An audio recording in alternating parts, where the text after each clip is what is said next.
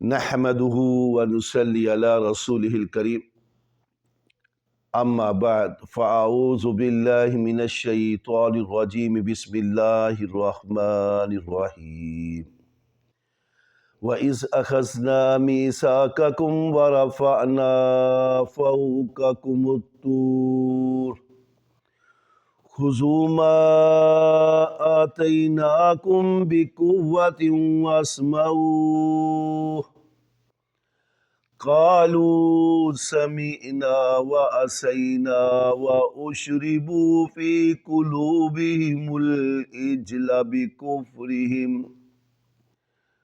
قل بئس ما يأمركم به إيمانكم إن كنتم مؤمنين۔ جب ہم نے تم سے وعدہ لیا اور تم پر طور کو کھڑا کر دیا اور کہہ دیا کہ ہماری دی ہوئی چیز کو مضبوط تھامو اور سنو، تو انہوں نے کہا ہم نے سنا اور نافرمانی کی، اور ان کے دلوں میں ان کے کفر کی وجہ سے بچڑے کی محبت گویا پلا دی گئی۔ کہہ دو اے نبی معظم کہ تمہارا ایمان تمہیں برا حکم دے رہا ہے اگر تم ایماندار ہو۔ صدق اللہ مولانا العظیم۔ محترم ناظرین، میں نے آپ کے سامنے سورہ بقرہ کی آیت نمبر 93 تلاوت کی ہے، اور جس کا اردو با محاورہ ترجمہ بھی میں نے آپ کے سامنے گوش گزار کیا ہے۔ اللہ تبارک و تعالی بنی اسرائیل کی خطائیں، مخالفتیں، سرکشی اور حق سے روگردانی یہاں بیان فرما رہے ہیں کہ طور پہاڑ جب سروں پر دیکھا تو اقرار کر لیا، اور جب طور پہاڑ کو ان کے سروں سے ہٹا دیا گیا تو پھر منکر ہو گئے۔ محترم ناظرین، بچڑے کی محبت ان کے دلوں میں رچ بس سی گئی تھی، جیسے کہ حدیث رسول ہے کہ کسی چیز کی محبت انسان کو اندھا بہرا بنا دیتی ہے۔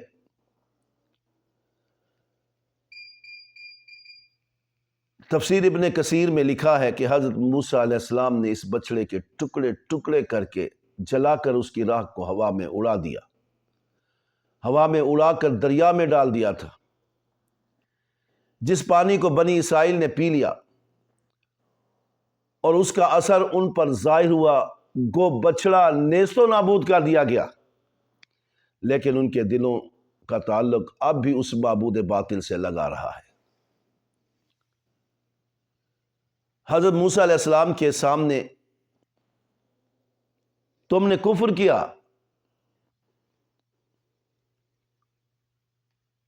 ان کے بعد کے پیغمبروں کے ساتھ تم نے سرکشی کی، یہاں تک کہ افضل الانبیاء حضرت محمد مصطفیٰ احمد مجتبیٰ صلی اللہ علیہ وآلہ وسلم کی نبوت کو بھی نہ مانا، جو سب سے بڑا کفر ہے۔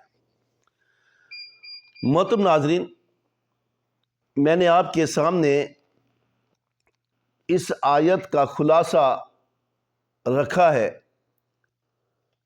اب تھوڑا اس عبارت کی طرف جاتے ہیں۔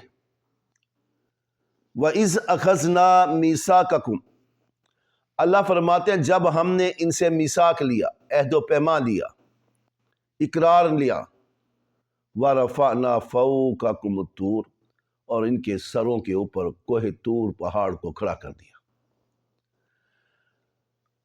اب ہم مسلمان حیران رہتے ہیں کہ بنی اسرائیل کو منوانے کے لیے اللہ نے کوہ طور پہاڑ سر پہ لا کر کھڑا کر دیا۔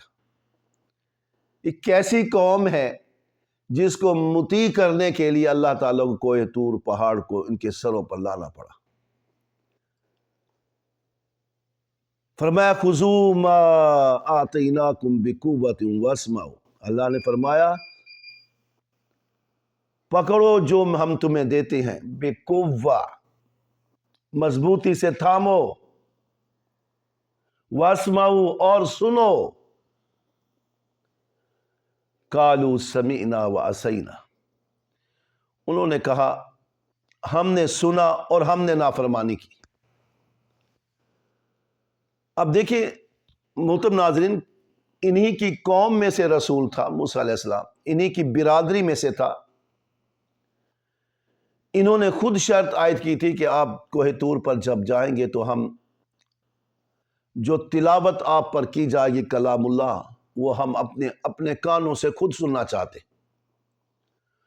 اس کے سننے کے بعد بھی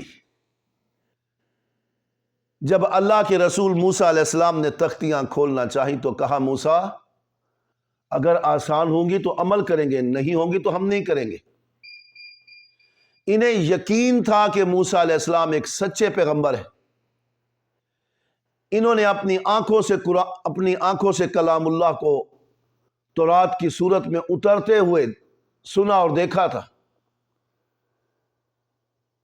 ان کے کچھ خاص افراد موسیٰ علیہ السلام کے ساتھ گئے تھے،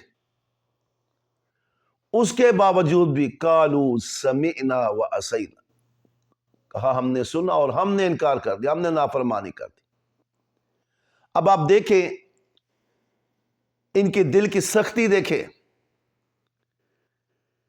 یہ کتنے پتھر دل ہیں کہ اتنی بڑی نشانیاں اپنی آنکھوں سے دیکھ چکے،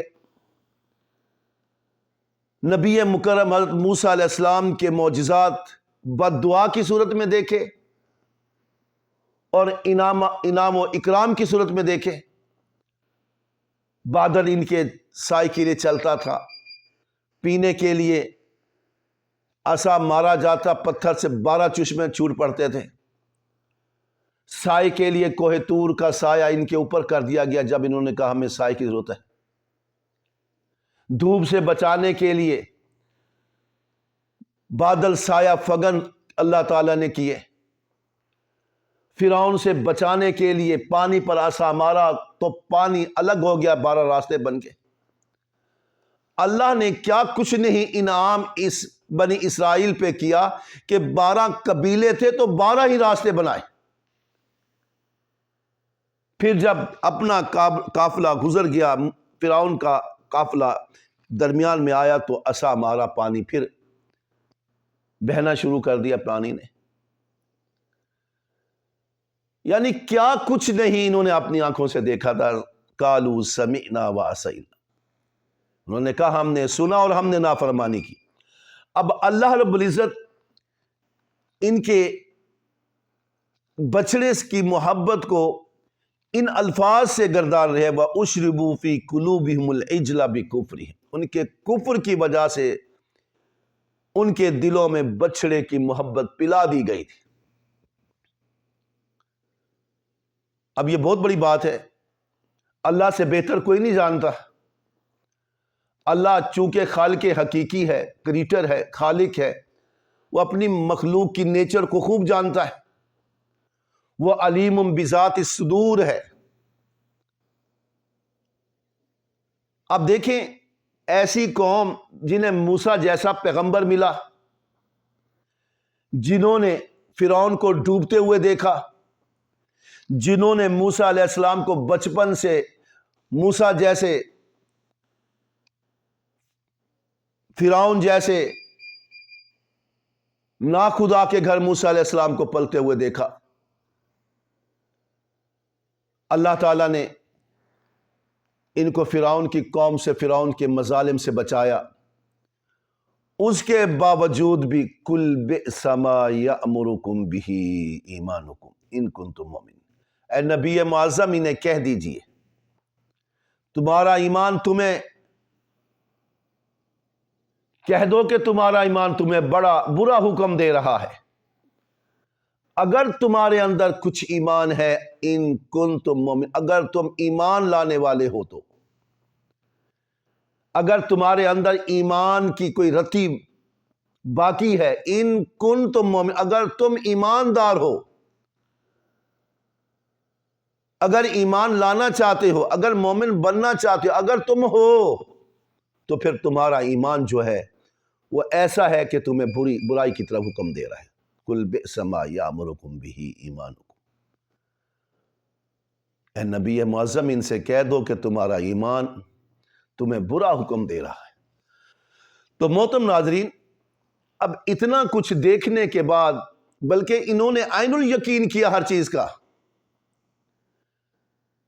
آپ جب گائے کے ذبح کرنے کا حکم ہوا تو انہوں نے کئی طویلیں کر ڈالی۔ ہر بار موسیٰ علیہ السلام کو اللہ رب العالمین کی عدالت میں بھیجا، دربار میں بھیجا، ہر بار ان کا ایک نیا سوال ہوتا تھا۔ مقصد یہ تھا کہ گائے کو ذبح کرنے سے ہم بچ جائیں، لیکن ایسے احمق تھے، ایسے بے وقوف تھے کہ رب العالمین کے سامنے ان کی کیا حیثیت تھی؟ یہ کون سی بات اللہ رب العالمین سے چھپا سکتے تھے؟ وہ تو علیم بذات الصدور ہے، وہ سمیع ذات ہے، وہ علیم ذات ہے، وہ لطیف ذات ہے، وہ خبیر ذات ہے، وہ اول ہے، وہ آخر ہے، وہ ظاہر ہے، وہ باطن ہے، وہ مقتدر ہستی ہے۔ اللہ تعالیٰ سے دعا ہے اللہ تعالیٰ ہمیں ہمیشہ قرآن و حدیث کے مطابق اپنی زندگیوں کو گزارنے کی توفیق عطا فرمائے۔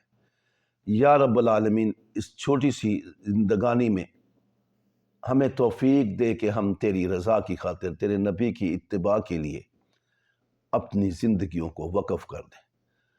آخر دعوانا الحمدللہ رب العالمین۔